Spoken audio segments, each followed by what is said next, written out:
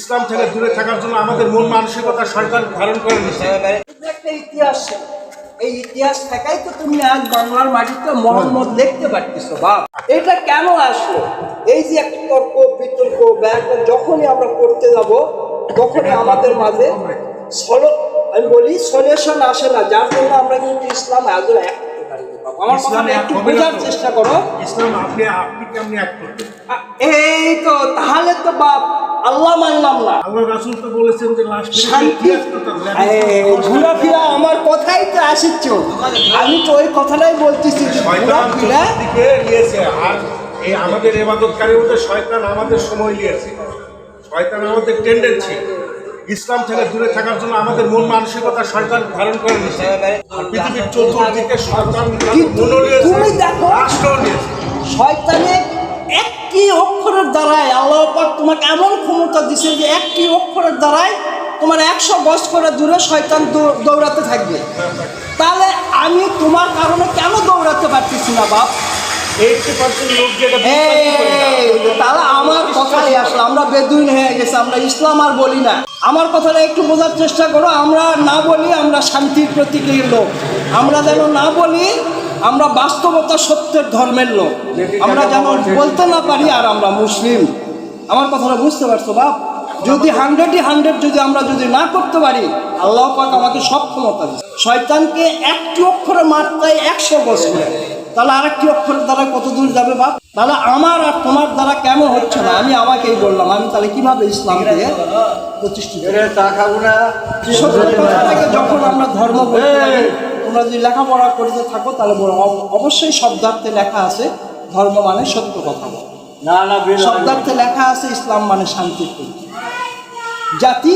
আমরা কোন জাতি? মুসলিম জাতি। যার জন্য যদি তুমি বসতে বলতেছো না বাবা, আমি কথা বলে অনেকের মন খারাপ হয়, অনেকে বলে আমাদের ইসলামকে হিন্দু, অনেকে আমার ডাইরেক্ট বলে আপনি হিন্দু। কিন্তু ঠিক আছে, সমস্যা ঘটনা হচ্ছে যে সবচেয়ে বড় কথা হচ্ছে আমি আমার সমালোচনা, আমার আমল যেহেতু আমার ক্ষুধা লাগলে আমাকে কথা লাগলে আমাকে আমি কথাটাই তো আমি বলতেছি বাপ, সেটাই তো আমরা করি না, বিধাই তো আজ আমরা আমাকে না। এখন শোনো কেন বলতেছি আমরা, আমি যা তুমিও তাই, তুমিও বলতেছি ইসলাম, ওই বলতেছি ইসলাম, ইনিও বলতেছি ইসলাম, আমিও বলতেছি ইসলাম। কিন্তু আমি আগে বলবো, যেরকম হুজুর পাকের কাছে কোনো সলিউশন করতে গেলে হুজুর পাক বলতো 7 দিন বা 15 দিন পরে আসো।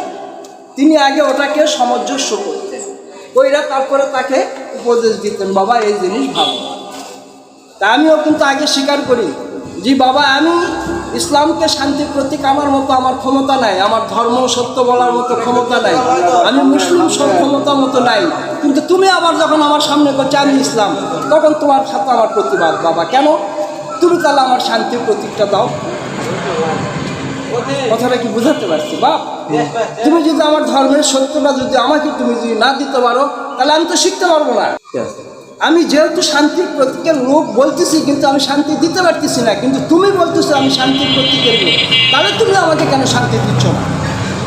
আমি তো ওই শান্তির পথ খুঁজে পাচ্ছি না, তাহলে তুমি পথ জানো, তাহলে আমাকে পথ দাও। তুমি যদি না দাও তাহলে তোমার হিংসা। ঠিক আছে বাবা, কথায় 100%।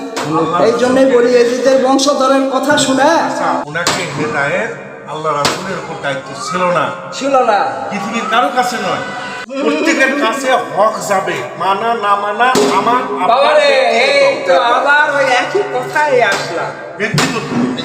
এখানে এই তো বললাম, যখনই তুমি ব্যক্তিগত কথাই তো আমি শেষ করলাম, বুঝলাম ব্যক্তিগত আমি বলতেছি আমি পারিনি বা, কিন্তু তুমি আমার সামনে যখন ব্যক্তিগত বলতেছো, কিন্তু তোমার চলাফেরা 1 লাখ আমার সামনে, তাহলে তোমার একটা না একটা কোনো 1 লাখের এমন কিছু আছে। এই জন্য বাপ, আমি আরেকটা কথা বলি, হক যেদিন আমরা আদায় করতে শিখবো, আল্লাহ পাক বলেনি হুজুর পাককে যে তুমি হেদায়েত করো, কিন্তু হুজুর পাক এটা বলে দিছে তোমাকে যে তুমি তোমার হককে আদায় করো। তাহলে হক কোনটা আর হেদায়েত কোনটা, তাহলে আমাকে বুঝাই দিতে হবে বাবা। তর্ক করবা না, কিন্তু বুঝাই দিতে হবে সুন্দরভাবে।